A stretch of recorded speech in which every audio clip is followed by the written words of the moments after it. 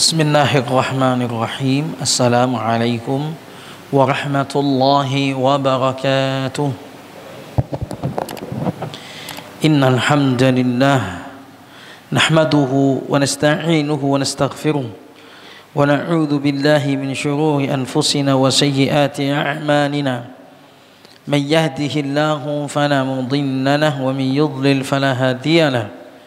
وأشهد أن لا إله إلا الله وحده لا شريك له وأشهد أن محمدا عبده ورسوله اللهم صل وسلم على رسولنا وحبيبنا محمد وعلى آله وأصحابه أجمعين يا أيها الذين آمنوا اتقوا الله حق تقاته ولا تموتن إلا وأنتم مسلمون وقال أيضا يا أيها الناس اتقوا ربكم الذي خلقكم من نفس واحدة وخلق منها زوجها وبث منهما رجالا كثيرا ونساء واتقوا الله الذي تساءلون به والأرحام إن الله كان عليكم رقيبا وقال أيضا يا أيها الذين آمنوا اتقوا الله وقولوا قولا سديدا يصلح لكم أعمالكم ويغفر لكم ذنوبكم ومن يطع الله ورسوله فقد فاز فوزا عظيما أما بعد فإن أصدق الحديث كتاب الله وخير الهدي هدي محمد صلى الله عليه وسلم وشر الأمور محدثاتها فإن كل محدثة بدعة وكل بدعة ضلالة وكل ضلالة في النار معاشر المسلمين rahimani wa rahimakumullah. Semoga Allah Subhanahu wa taala menjaga kita, selalu memberikan kita hidayah, memberikan kita taufiknya, dan semoga Allah selalu menjadikan kita hamba-hamba yang bersyukur terhadap apa nikmat yang Allah berikan kepada kita. Pada malam ini bisa kita lanjutkan kajian kita kitab Al-Adabul Ashrah punya Syekh Shalih Utsaimin hafizahullah, dan kita masuk pada yang keempat, yaitu masalah adab berbicara. Di sini dikatakan qala al-musannifu waqafahullah waffaqahullah. Telah berkata al-musannif, pengarang kitab ini siapa? Syekh Shalih Al-Utsaimin, Syekh Shalih bin Abdullah bin Hamad Al-Utsaimin hafizahullah.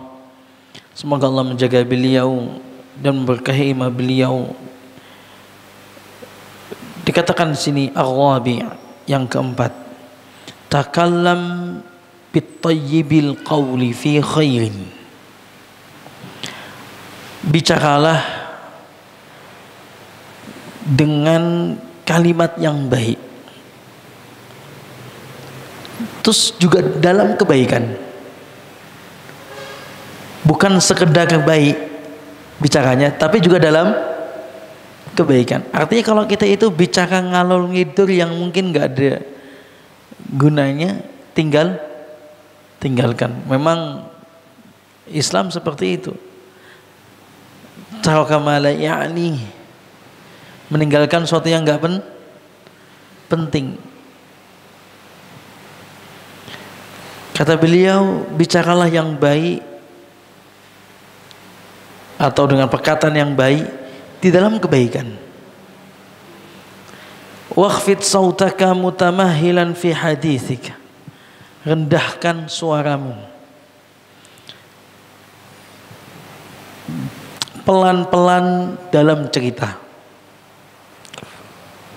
Rendahkan suaramu, pelan-pelan dalam bercerita atau menyampaikan. Wa ansit liman kallamaka muqbilan alaih, dan diamlah kepada yang ngajak ngobrol kamu, muqbilan alaih, menghadap kepada orangnya, bukan cuma diam tapi menghadap. Wala tuqati'hu, jangan dipotong omongannya. Kalau dia lagi bicara jangan dipotong. Wala tataqaddam baina yadayil akbar bil kalam, jangan suka mendahului orang tua dalam berbicara. Ada berapa poin nih? Banyak. Satu, poin pertama saat ada bicara, ngomong yang baik. Kedua, bukan cuma baik, ngomong itu dalam suasana kebaikan, tidak ngalor ngidul. Berat nih. Kadang-kadang kita ini sukanya jagongan, sukanya nongkrong gitu nih. Orang Indonesia gitu kan, umumnya berat ini. Ini nomor 2. Nomor 3, rendahkan suara. Nomor 4, ngomongnya pelan-pelan. Ini otomatis saya juga belajar untuk ngomong pelan-pelan. Orang luar Jawa itu kata-kata ngomongnya cepat. Orang Sulawesi, Sumatera, orang Timur itu ngomongnya cepat. Orang Jawa pelan-pelan, tapi kadang kepelanan. Mending kepelanan ya, dibilang cepet kecepetan. Ya artinya pelan ini benar-benar bertahap. Kemudian yang selanjutnya yang keempat, keberapa? Kelima, ya, wa ansit liman kallamaka. Diem saat diajak ngobrol, diem. Itu yang kelima. Jangan diajak ngobrol nggak diem. Mukbilan alaih, yang keenam, hadap. Saat berbicara menghadap. Jangan melengos sana, melengos sini, atau zaman sekarang main HP sendiri. Tidak. Nomor 7, wala tuqati'uhu, jangan dipotong. Saat ada orang ngomong jangan dipotong. Lebih-lebih lagi kalau itu dalam sebuah rapat. Biarkan hak saudara kita ngomong dulu. Lebih-lebih lagi dalam masalah menyelesaikan masalah satu-satu. Nanti nggak ketemu titiknya nanti. Nomor 8, wala tuqaddam baina yadayil akbaril bil kalam. Jangan mendahului orang tua. Maksudnya dahulukan orang tua dalam berbicara.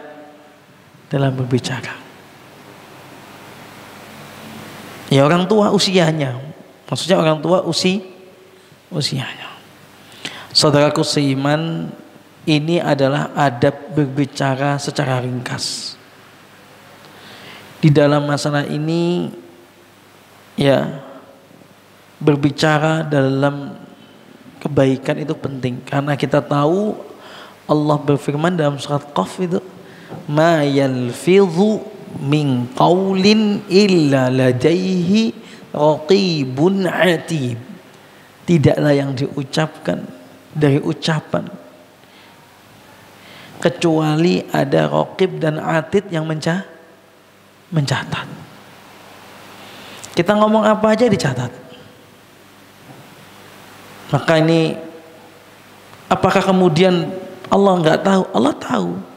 Tapi dengan diberikannya raqib dan atid sebelah kita, membuat kita lebih hati-hati. Seandainya pun tidak ada raqib dan atid, apakah Allah nggak tahu? Allah tetap tahu. Tapi lebih kita itu menjaga lisan kita. Ini sangat eratannya dengan menjaga lisan. Karena lisan ini tidak bertulang. Lisan ini yang paling banyak memasukkan orang ke dalam neraka. Saat ini, wah apalagi. Saat ini nemen. Orang bisa membalas komentar lewat YouTube, lewat apa?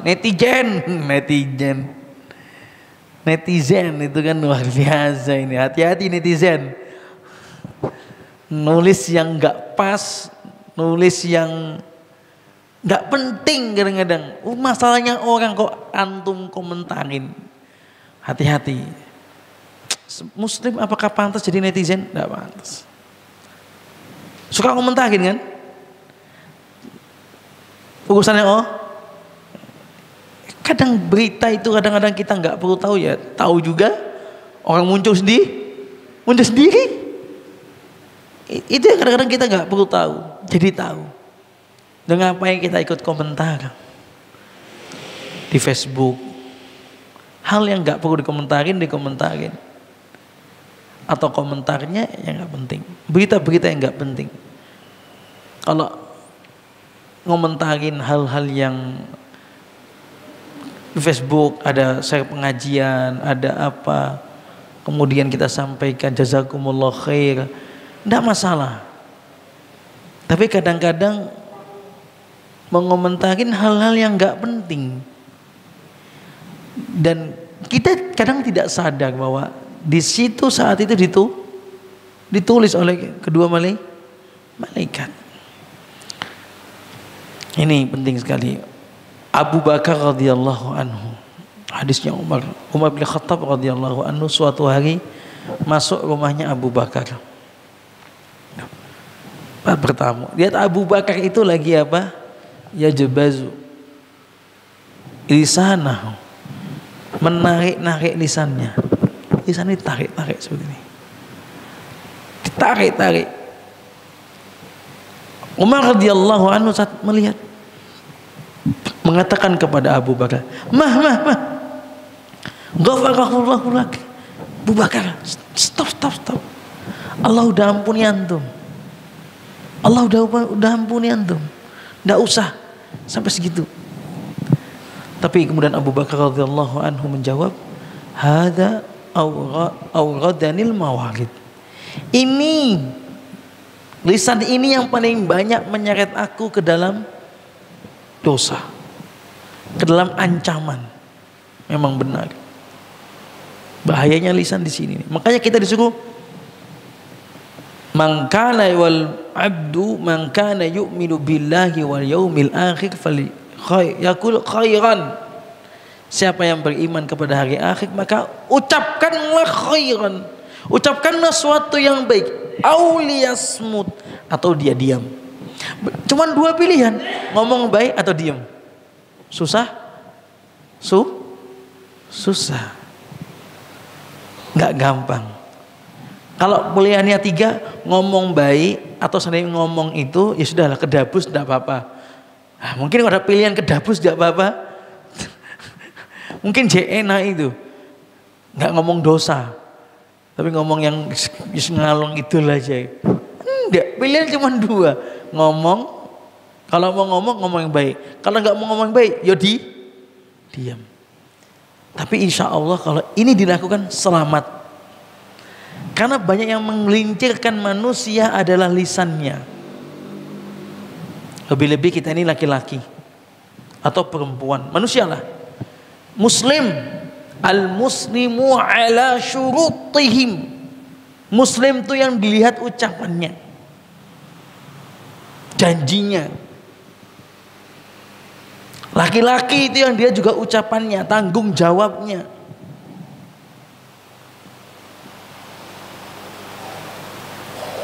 Tatkala menikah, sekedar akad jual beli, kita jual beli tanpa harus ngomong, kasih barang diterima, sah nggak? Sah Pak, akad jual beli. Kita jual beli, intinya udah paham, tak tunggu ya. Udah tahu ada omongan gitu, kemudian ketemu, terima, ambil barang dia sah tanpa nggak salaman. Seandainya pun salaman juga sah tanpa ngomong saya terima barang ini, nggak perlu. Tapi coba dalam pernikahan harus ngomong Pak, karena dilihat ininya, lisannya, disuruh pegang janjinya, tanggung jawabnya. Karena memang berat. Suruh ngomong baik atau diam. Banyak orang itu tergelincir dalam masalah ini, sehingga kita laki-laki harus megang lisan kita. Orang yang kuat bukan orang yang pintar berkelahi, tapi orang yang terpegang janji. Orang yang kuat itu komitmen dengan apa yang disampaikan. Penting itu. karena nggak mensla-mensli. Kemudian karena Nabi, hadis Mu'adz bin Jabal setelah menjelaskan tentang bahwasanya salat al-jihad itu adalah as-shalah imaduddin, as-sadaqah as-shaumu junnah, was-sadaqatu tutfi'ul khati'ah. Puasa itu adalah perisai, sedekah adalah menghapuskan dosa-dosa. Kemudian Nabi SAW menyampaikan, ala ukhbirukum bimalaiki dzalika kullih.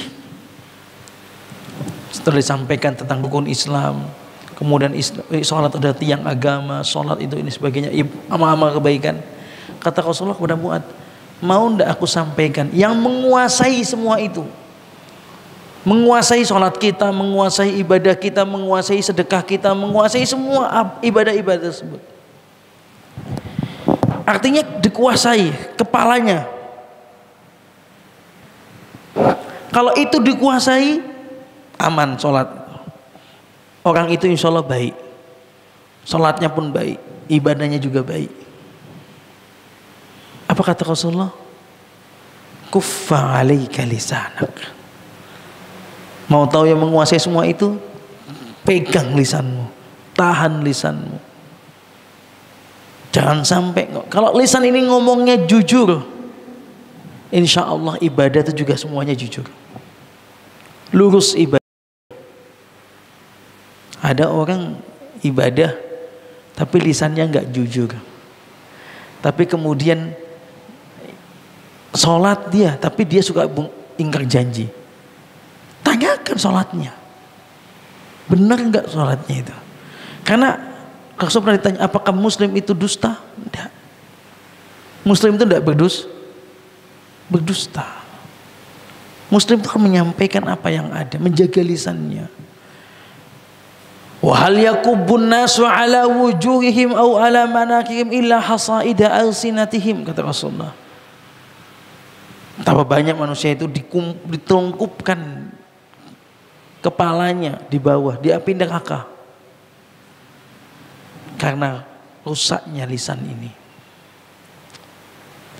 Saudaraku seiman, rahimani wa rahimakumullah. Ini penting sekali kita menjaga adab ini, dan kita ajarkan kepada anak-anak kita. Anak-anak kita jaga. Biasakan ucapkan terima kasih, ucapkan jazakumullah khair, ucapin salam, apapun kebaikan-kebaikan, kenalkan dengan anak kita. Takallam bit-thayyibil qunfir, dalam kebaikan. Kalau itu kebaikan, maka ini juga menjadi sebuah tongkrongan. Tongkrongan itu, kalau itu tongkrongannya baik, yang diomongin kebaikan, silakan duduk. Kalau itu kemudian yang diobrolin bukanlah kebaikan, malah menambah dosa, lebih baik tinggalkan. Kita duduk dengerin omongan, kadang nggak pengen tahu, jadi tahu.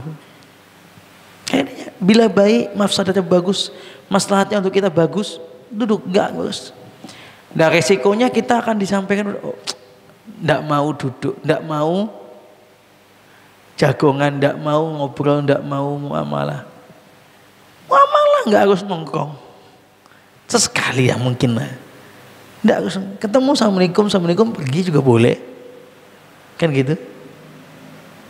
Senyum sudah, kan juga boleh, juga dianggap itu adalah orang ini muamalahnya bagus. Ketemu assalamualaikum dah. Kalau ingin duduk silakan. Ya. Kemudian selanjutnya, wakhfid sautak, rendahkan suara. Mutamahilan fi hadithik, ya, rendahkan. Memang merendah itu penting. Merendah itu penting, apalagi rendahkan suara. Nah, beda lagi kalau kemudian ini ya, bagaimana kalau kemudian ini, kadang-kadang kami orang luar Jawa biasanya kalau ngomong tuh kenceng-kenceng, apalagi yang tinggalnya di pesisir laut, ya, biasa ngomongnya kenceng karena pinggir laut ya, anginnya ke sana sini, ngomongnya harus kenceng. Atau yang di hutan, atau yang ngomongnya biasa kenceng-kenceng, rumahnya pinggir jalan. Ya ngomong memang harus minimal dia sudah dengar, dia mendengar omongan kita sudah cukup. Tapi benar, ya dengan kita itu rendahkan suara, ya, di dalam berbicara, ya, maka otomatis kita akan ngomongnya lembut, menghasilkan kelembutan. Ada lagi bicara, kalau pelan-pelan ngantuk. Ini kalau juga kajiannya ngomongnya pelan-pelan ini ngantuk. Beda lagi nanti kita menyampaikan retorika dalam berdakwah, kadang pelan, saudaraku seiman, kan gitu. Tiba-tiba tinggi suaranya, ya beda lagi. Ini umumnya biasa kita ngobrol biasa sama orang. Maksudnya janganlah ngomong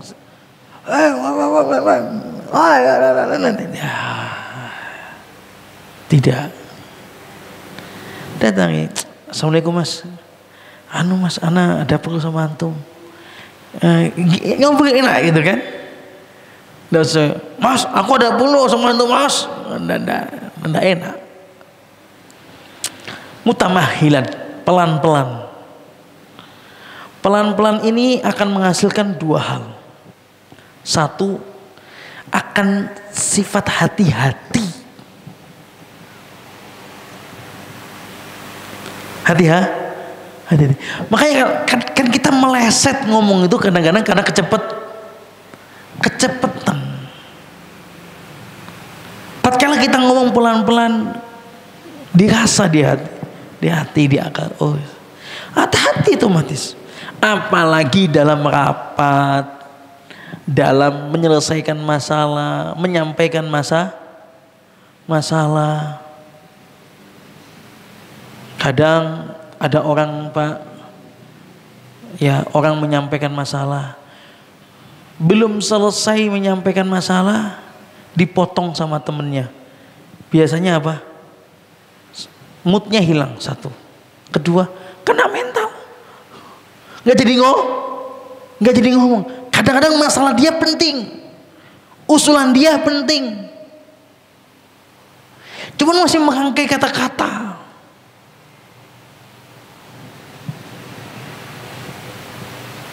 Dan tidak jarang akhirnya dalam rapat, ya wes lah, karepmu lah, diem aja. Tidak mau menyampaikan, karena tadi masih merangkai. Nggak semua orang bisa ngomong cepet, tas.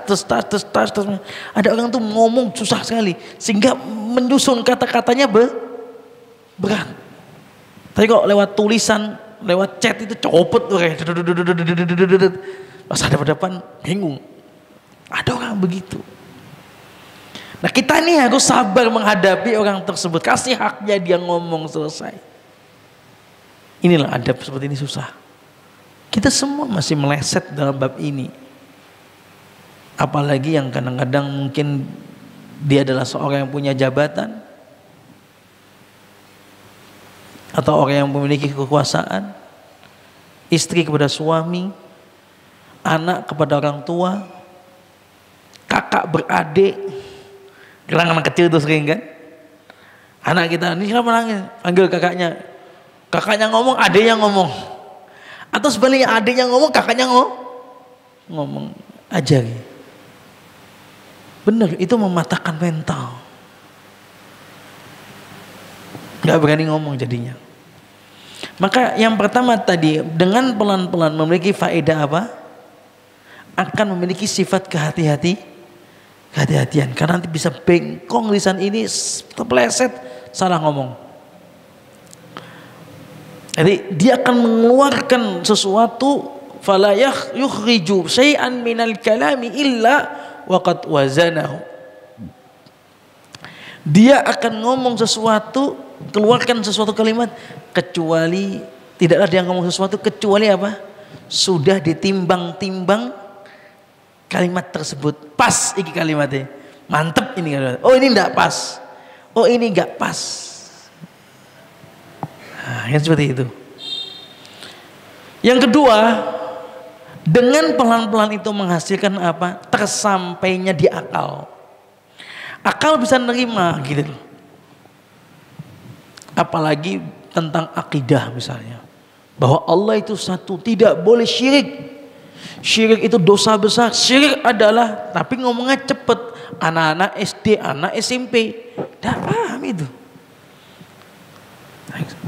Syirik adalah, kan gitu kadang-kadang kalau di SD kan, menyekutukan Allah, menyembah kepada selain Allah. Mereka menyekutukan aja bingung. Menyembah selain Allah belum tentu sampai juga itu. Jadi tergantung kepada siapa kita bicara. Apalagi bicara tentang kaidah-kaidah usul, harus pelan lagi. Beneran akal kadang-kadang masih mikir itu apa tadi apa ya, udah mencolot ke sana lagi, nggak sampai. Karena apabila menyampaikan sesuatu akal nggak sampai, yang ada satu, salah paham, benar kan? Salah paham.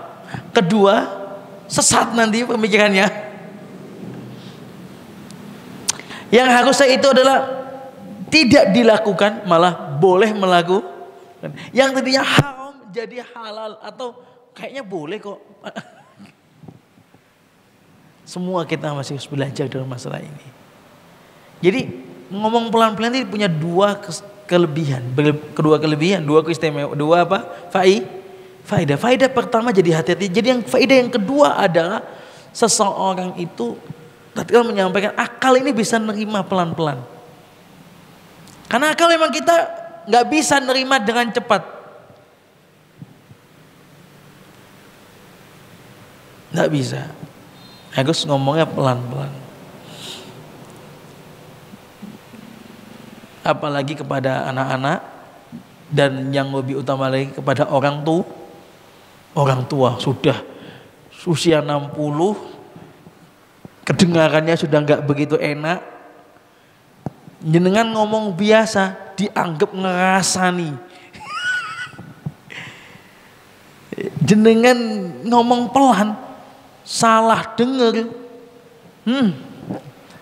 Dawa ceritanya gitu, panjang ceritanya. Atau jenengan ngomongnya kekencangan, dikiranya nyeneni, marahin. Ya kita mendapati hal itu. Semua orang tua kita itu, kami juga belajar, Pak. Ngomongnya harus pelan-pelan. Padahal kita ngomong biasa, beda dengan ngomong anak-anak, dengan orang istri kita. Masya Allah. Semoga Allah menyelamatkan kita dari buruknya lisan kita dan menjauhkan kita dari kejelekan lisan kita.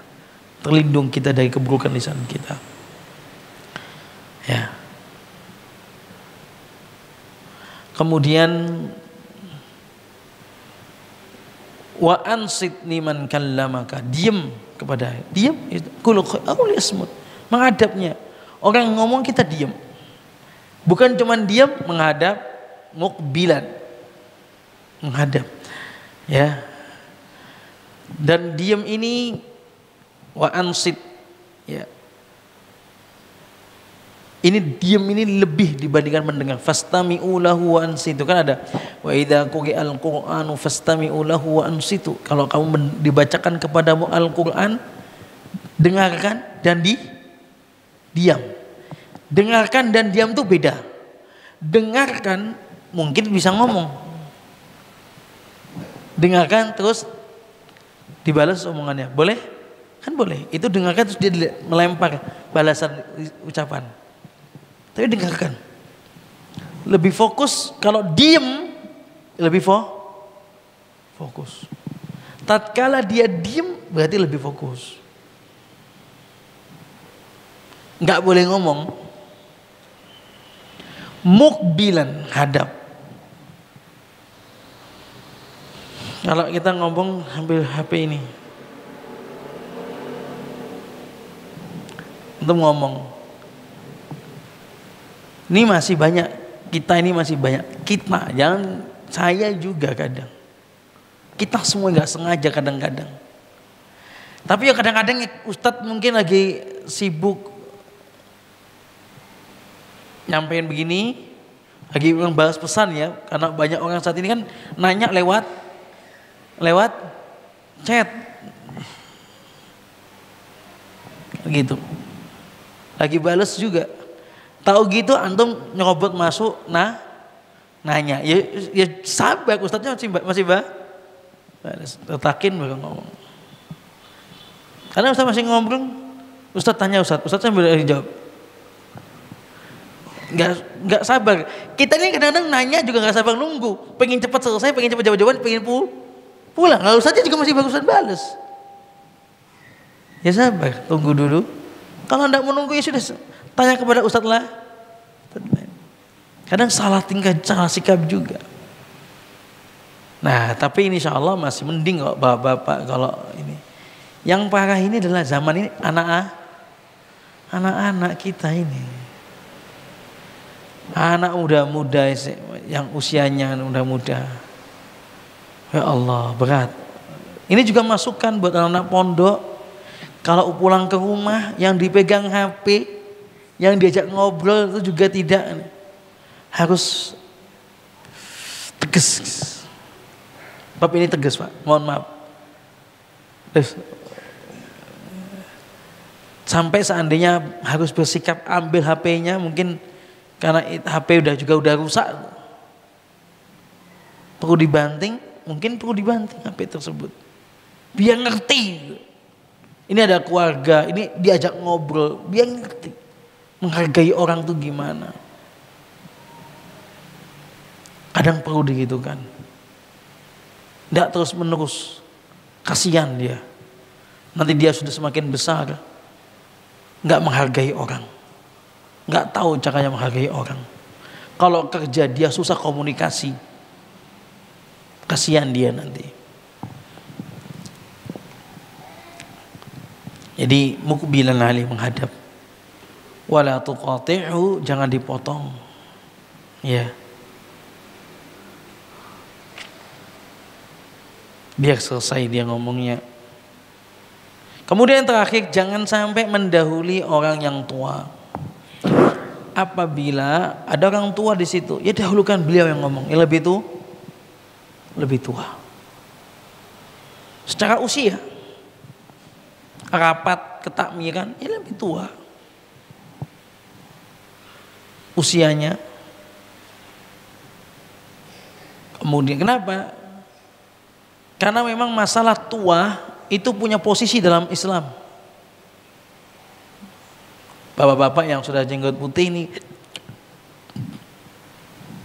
punya posisi jenengan, punya kehormatan, punya kemuliaan dalam Islam. Hadis pertama misalnya tentang masalah siapa yang lebih utama mengimami.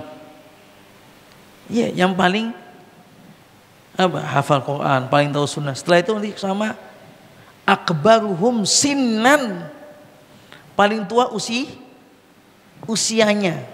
Berarti usia itu diperhitungkan nggak dalam Islam? Diperhitung?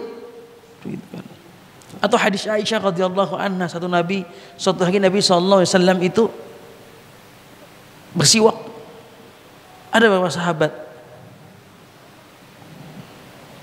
Kemudian malaikat Jibril datang kepada Nabi sallam, memerintahkan untuk mendahulukan yang tua. Nabi mengatakan, amaroni Jibril an uqaddimal akabir. Katanya, aku diperintahkan Jibril untuk mendahulukan yang tua. Diperintahkan. Karena asbabul wurudnya tentang masalah siwak. Maka kemudian maksudnya saat bersiwak saja, dahulukan yang tua, ambilkan yang tua dulu. Ini dimasukin dalam hadis Arba'in An-Nawawi, Imam Riyadhus Shalihin itu, babu taufiqul ulama wal akabir. Bab mendahulukan ulama dan para orang yang lebih tua. Mendahulukan. Itu dah masalah siwak.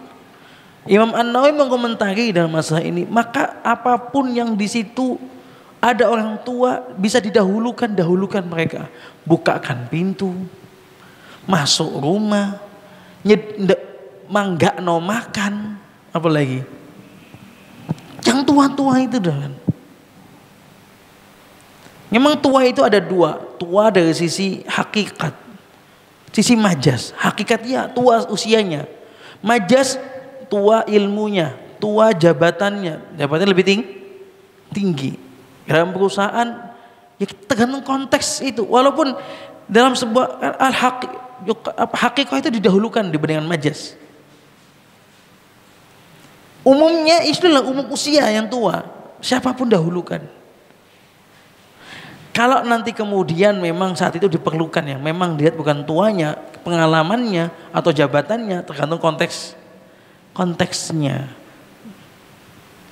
Mungkin saja dalam rapat, mungkin pimpinannya yang disuruh dahulu ngomong, karena pimpinannya kadang-kadang lebih muda. Pimpinan sebuah lembaga. Tapi kalau dalam ketakmiran mungkin saja yang lebih tua.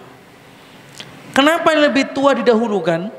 Satu, karena secara umum mereka lebih berhati-hati. Mereka lebih berhati-hati. Kedua, mereka sudah lebih punya pengalaman. Dan ketiga, memang ya, kata Nabi, bukanlah golongan kami orang yang tidak menyayangi anak kecil dan menghormati yang lebih tua. Laisa minna, bukan dari golongan kami. Makam yarham saghirana, yang tidak menyayangi anak kecil dan tidak memuliakan yang orang tua. Memuliakan orang tua hukumnya wajib. Orang tua usia, apalagi orang tua adalah orang tua kita. Orang tua kita negur dalam masalah bab apa, dengerin dulu. Jangan kita bantah dulu. Jangan kita bantah dulu. Seandainya pun kita ingin, mungkin dalam sebuah akidah beliau memberi nasihat pada kita, itu aja perlu kita bantah atau perlu kita sampaikan pendapat kita ataukah tidak, itu aja tunggu momen. Butuh tunggu momen. Momennya tidak pas ya bisa bahaya. Artinya nggak selalu kita balas omongannya, nggak selalu. Suatu hari juga ada kisah menarik. Suatu hari ada seorang sahabat, itu kasusnya nih masalah peperangan yang wafat. Ini seorang sahabat namanya Abdurrahman bin Sahal. Hadis kisah ya. Dia paling kecil saat itu, usianya paling muda. Langsung ngomong sama Nabi, Nabi begini, menyampaikan kepada Nabi tentang kejadian. Kata Nabi apa? Kabir. Dahulukan yang tua, yang tua dulu yang ngomong. Gitu kata Nabi. Nabi menegur itu. Makanya Pak, kita ini, Masya Allah Pak, adab kita kalau disampaikan begini, jauh sekali kita ini. Adab kita masih jauh. Ya, masih jauh. Ya. Kadang-kadang memang kita harus, bahkan kadang-kadang kita harus pura-pura nggak tahu, pura-pura belum tahu. Saat orang tua ngomong gini. Kadang-kadang kita harus pura-pura nggak tahu Pak, demi menghormati beliau. Nggih, Masya Allah, nggih. Padahal kita sudah tahu kadang-kadang. Harus kadang-kadang seperti itu. Demi memuliakan beliau, ngajeni. Karena kalau kita kemudian ngomong mendominasi, aduh, jadinya nggak pas. Ya, makanya di sini Nabi di poin yang terakhir ini ngomong sama yang tua, karena memang seperti itu. Intinya masalah ini adalah adab berbicara, jagalah lisan. Saat kita berbicara, begitu adabnya. Karena juga hadis Nabi SAW, wa inna rajula la yatakallamu min ridwanillah la yulki biha balan yahwi ila jannah. Orang yarfa'u lebih darajat. Ada laki-laki yang ngomong dia nggak mikir apa yang dia ucapkan, dia ngomong aja. Ternyata omongannya itu dia berbicara apa yang mendatangkan ridhanya Allah. Tatkala dia bicara itu ternyata perkataannya itu mengangkat derajatnya. Dia nggak mikir. Ketemu sama temen selalu assalamualaikum, gimana, sehat, ngajak ngobrol, lama ndak ketemu antum, mana kangen. Kalimat kangen ini ya Allah nyentuh dia hati, seneng saudaranya dibilang kangen gitu. Ya Allah, artinya apa? Anda sama saya nggak ada masalah. Sampai Anda ngomong ke saya tuh kangen gitu kan. Seneng ini orang.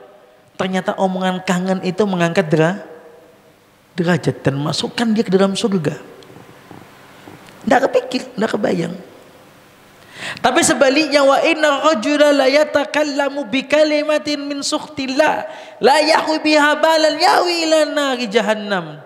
Dalam hadis ini, yahwi ila nari 70 kharifan. Tapi ada laki-laki yang ngomong dia nggak mikir, ngomongannya itu membuat murkanya Allah. Dia ngomong ngomongan itu bikin murkanya Allah. Dia nggak mikir tapi nyakitin kalau ngomong, walaupun satu kalimat. Kurang ajar kamu ini nggak layak. Ngomongnya merendahkan. Seorang guru, kamu ini EQ-nya rendah.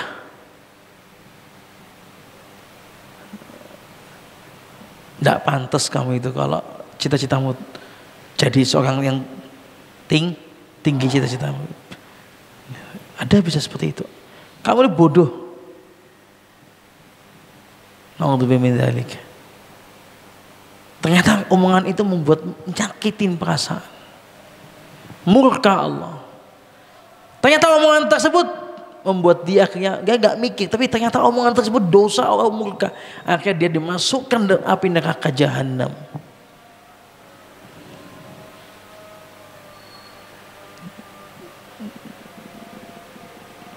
Ya. Subhanallah. Betapa berat masalah ini, nggih? Ya. Karena memang begitu. Lisan ini kadang-kadang busuk ternyata. Marilah kita muhasabah lisan kita. Lihat lisan kita, berkacalah. Keluarkan lisan Anda depan kaca dan lihatlah lisan Anda. Apa yang selama ini diucapkan, renungkan. Mulai pagi sampai malam direnungkan. Bangun tidur ngapain? Habis sholat dzikir ngapain? Di sela-sela waktu yang bukan sholat kita ngomongin apa? Sering kali depan kaca. Timbanglah lisan kita. Ada enggak kalimat-kalimat tadi pagi ini yang kita ucapkan itu merendahkan? Ucapan ini ternyata menyombongkan. Ucapan ini ternyata mengangkuhkan. Coba ditimbang. Berapa banyak kebaikan yang kita sampaikan, atau memang tidak ada kebaikan yang kita sampaikan? Coba ditimbang. Orang-orang soleh itu dia masuk api neraka Bukan karena dia meninggalkan sholat, tapi karena lisannya buruk. Orang muwahhid dia diadab dulu di neraka karena lisannya yang buruk. Abu Bakar saja sampai menarik-narik, bagaimana dengan kita? Kalau kita renungkan tadi, waduh, Masya Allah, jauh banget. Makanya perlu merenungkan. Malam ini direnungkan. Lihat kaca. Perlu dulurkan lisan kita. Dan lihat. Sudah lurus. Terakhir.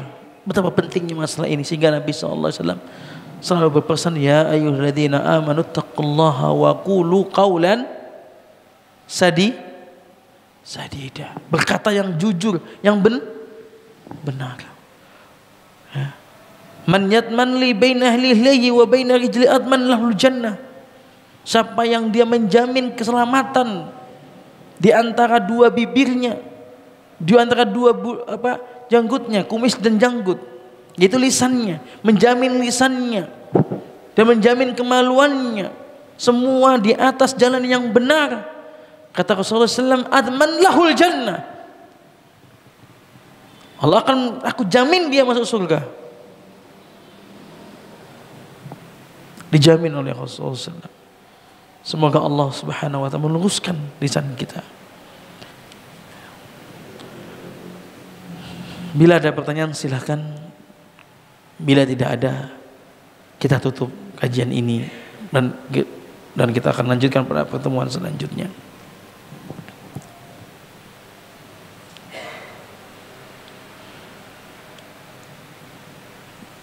Alhamdulillah, insya Allah jelas. Monggo Mas. Gimana?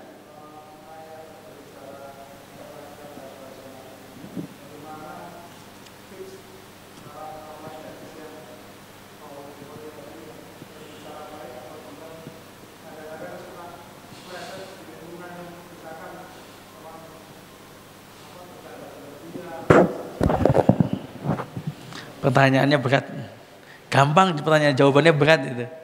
Bagaimana tips mengamalkan berkata yang baik atau diam? Masalahnya kita suka kepleset, suka jagongan. Ya, kita cari celah dulu. Kenapa kita bisa ngomong tidak baik? Satu, jagongan. Kalau jagongan kadang lepas, apalagi kalau jagongannya jagongan malam. Semakin malam, kata orang semakin panas. Ini sebab dulu. Kedua, temennya suka ngobrol. Punya temen yang suka jagongan. Gampang ngajak ngopi yuk. Padahal kalau udah ngopi dia ambil pesennya teh, bukan pesen kopi.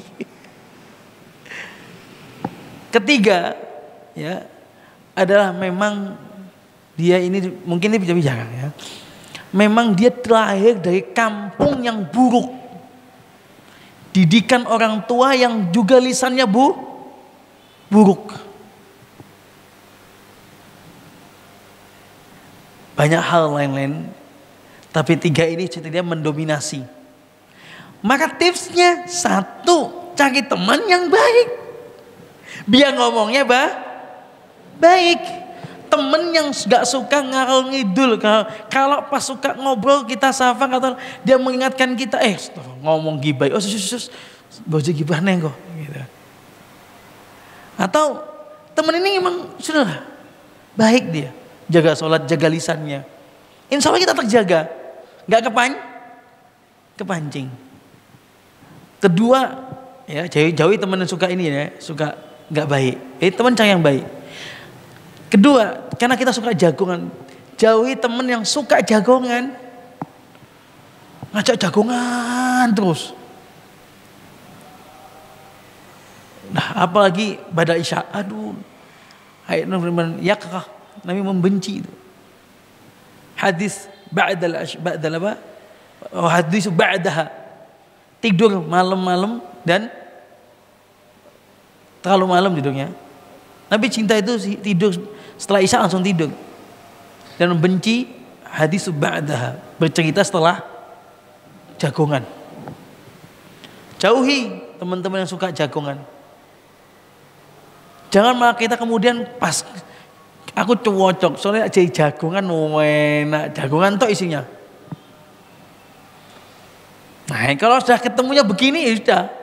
Sampai jam 12, istrinya kadang-kadang tetap jagongan. Sebaliknya istri bagi perempuan. Nah, perempuan ini suka ngerumpi, ditambahi temennya suka ngerumpi. Ya si Dane niku. Ini laki-laki, perempuan. Waduh ya Allah, carilah kegiatan pagi-pagi. Jangan ngundang. Sini yuk, sopi di rumahku. Ayo sini yuk. Bahasanya enggak ngerumpi, ngobrol-ngobrol lah. Ternyata ghibah. Bahasa halusnya ngajak ngobrol. Enggak mungkin, ayo Ufti kesini ghibah yuk. Enggak mungkin mau dia. Karena diajak ghibah. Coba, ayo kesini ngobrol yuk. Mau dia. Pas ngobrol 10 menit. Menit ke ghibah. Sampai menit selanjutnya sudah. Jauhi teman-teman seperti ini. Waktu-waktu yang suka dibikin ngobrol perempuan, waktu pagi setelah bersih-bersih. Cari kegiatan lah. Waktu laki-laki apa? Kapan? Malam pulang kerja. Sama kadang-kadang habis subuh. Yang suka sholat subuh, habis subuh jagongan. Nah ini jagongannya kalau dibahas masjid tak apa-apa. Kadang-kadang yang dibahas orang lain. Na'udzubillah min dzalik. Kalau tadi tipnya ya tinggalin seperti itu. Na'udzubillah min dzalik, kalau memang dia dari lingkungan yang buruk. Sejak kecil biasa mendengar kalimat-kalimat buruk. Walaupun sudah hijrah, ternyata dalam rumah masih menggunakan kalimat-kalimat seperti na'udzubillah min dzalik itu. Karena mungkin udah bertahun-tahun ngomong begitu, biasa ngomong begitu. Kalau lingkungan yang buruk. Maka ini tidak lain dan bukan hanya benar-benar ya Allah, mintalah kepada Allah, benar-benar minta. Yang tadi juga harus minta, tapi maksudnya ini lebih. Kalau tadi cuma tinggalkan, kalau ini lebih, benar-benar minta sama Allah. Minta sama Allah dengan ikhlas, ya Allah. Lisan ini suka ngomong buruk ya Allah, saya tidak ridho ya Allah. Tapi lisan ini kadang-kadang terarah ya Allah, berilah taufik ya Allah pada lisanku. Ya Allah, Allahumma inna min syarri lisani, kata Nabi sallallahu alaihi wasallam. Nabi SAW berdoa. Nabi SAW berdoa, ya Allah jauhkan aku dari keburukan lisanku. Kita berdoa kepada Allah. A'udzubika min syarri lisani. Aku berlindung kepadamu ya Allah dari buruknya lisanku. Itu tipsnya. Jadi kita jatuhnya di mana? Disebabkan karena itu, berarti kita tinggalkan itu. Waduh Ustaz, gak asik dong Ustaz. Kalau begitu kita nanti ngobrol cari teman yang harus nggak sesakel-sakel itu juga. Tapi kalau saya pengen begitu, aku hanya ngobrol. Kan manusia ini adalah sosial, butuh komunikasi. Ya, bicara selamat lebih baik itu tuh selamat walaupun nggak asyik, tapi selamat gitu loh. Yang kedua, yang nggak seperti itu juga. Saya banyak kok ketemu teman-teman yang suka ngobrol, tapi juga ngobrolnya terarah. Banyak kok ngobrolin bisnis terarah, nggak ngobrolin orang, nggak ngobrolin masalahnya orang, masalah tetangga. Ngobrol santai, ngobrol hobi ya biasa saja, tetap ngobrol bisnis, ngobrol agama, banyak kok. Dan memang kita itu sebetulnya nggak butuh teman banyak. Kita kenalan banyak butuh. Saya kenal antum, kenal semuanya. Teman dekat, kita teman dekat 1-2 cukup. Kalau banyak, ya bisa bagus ya tidak. Susah mengkondisikan kita dekat semua itu. Bahaya itu. Tapi kalau kenal kita butuh. Kalau teman dekat, pilih teman dekat yang solih, benar-benar solih. Kalau kenal silakan, anak kenal ini, kenal itu, gitu. Di satu kampung kenal semua bagus. Tapi dekat enggak, kan kenal. Kadang-kadang kita membedakan, nggak bisa membedakan itu. Kita sehingga memahami kita harus komunikasi itu yang pintar. Teman kita banyak. Kadang-kadang teman banyak malah nggak menyelamatkan kita itu. Apalagi pengusaha-pengusaha yang punya pekerjaan pengusaha. Capek kadang-kadang malah punya teman banyak. Fokus bisnis, pulang punya teman dekat, ngobrol, selesai tidur. Besok fokus bisnis lagi, ibadah. Malah kemudian, temennya banyak sana sini, pengangguran itu berarti. Pengangguran itu. Jadinya nggak belajar. Beneran, Pak. Hati-hati di sini. Ya sibuk kerja. Kan kita kerja, tapi teman kita punya teman sekerjaan gitu kan. Kan teman biasa, kenal, deket banget belum tentu, nggak mesti, paling 1-2. Pulang ketemu istri, dekat teman dekat sama anak, teman dekat sama istri. Sama teman sampai 1-2 lah. Pun istri juga dicarikan teman yang dekat yang baik. Kalau ada istri kita, teman istri kita yang nggak baik ngomongnya, nasihati istri kita. Saya merasa tapi jangan sampaikan ke dia gitu loh ya. Ya dia juga biar muasabah kok, kenapa dia menghindari? Mungkin biar muasabah. Mungkin karena kok berteman selalu ngobrolin, gosipin orang. Kan kita punya selamat. Istri kita biar selamat. Ku anfusakum wa ahlikum. Nah, anak kok lihat anti itu kalau ngobrol sama dia, ukti itu kok banyak nggak baiknya. Kok tahu? Ya sering kesini pas ngobrol itu kadang-kadang kedengaran dari dalam itu. Dia ngobrolnya adalah orang lain gosipin. Mbok, nggak usah lah, kurangilah gitu kan. Akhirnya ngechat istri temennya itu, Mbak, afwan ya, Ana ndak ngajak anti kesini lagi, suami saya negur. Nah, ini berat, angel lagi Ustaz. Ya ini kalau gini enggak perlu, ya enggak. Jangan beritahu, sudah. Nggak usah diajak lagi. Kalau dia datang, aku repot, gitu loh. Aku sibuk, gitu loh. Jangan dikabarin, afwan ya sebenarnya. Nggak perlu diberitahu, gitu loh. Diberitahu jadi masalah. Karena kadang kurang pintar. Nah, suami juga begitu, hanya menyampaikan. Nggak beritahu caranya menyampaikan ke yang sana. Kadang istri itu nggak mudeng ternyata. Digituin, dia cuma, oh iya dah. Perlu sampaikan, nanti kamu ngomong sama temenmu itu, waktu itu, afwan waktu anak sibuk kok dia mau sini atau apalah, cari alasan gitu. Jangan cuman perintahnya ini, ya sudah dia kan ya lurus-lurus aja istri kita, apalagi istri kita lugu, ngomongnya lurus aja, ya udah chat udah di screenshot lagi. Hati-hati screenshot. Saya banyak juga menemukan banyak permasalahan karena screenshot. Walaupun screenshot itu kadang dibutuhkan, wajib sebagai bukti. Paham ya? Tapi kadang-kadang bisa menjadikan apa? Screenshot itu dipotong gitu. Hati-hati. Ya pintar-pintar istri kita ini. Subhanallah. Ya, semoga Allah jaga kita, keluarga kita. Enak rumah itu kalau nggak pernah dijadikan buat gosip. Enak, masya Allah. Rumah itu bersih dari gosip, nikmat. Rumah itu bersih dari masalah orang lain, nikmat. Jangan masukin masalah orang lain ke rumah kita. Wes nikmat itu, nikmat. Saya Pak, mohon ampun, kadang ya adalah sedikit 2 dikit orang yang rumah tangga bertanya kepada saya, menyampaikan masalahnya. Kadang panjang Pak, sampai 16 menit saya perhatikan voice-nya itu 16 menit, lama banget. Ada yang datang curhat 6,5 jam, 1 jam ada. Kita kadang-kadang ya beliau ada perlu Ustaz, ya perlunya apa? Nggih ngapunten Ustaz, ada perlu. Kita duduk 1 jam dia nggak, ya Allah nggak selesai ini. Ada yang begitu.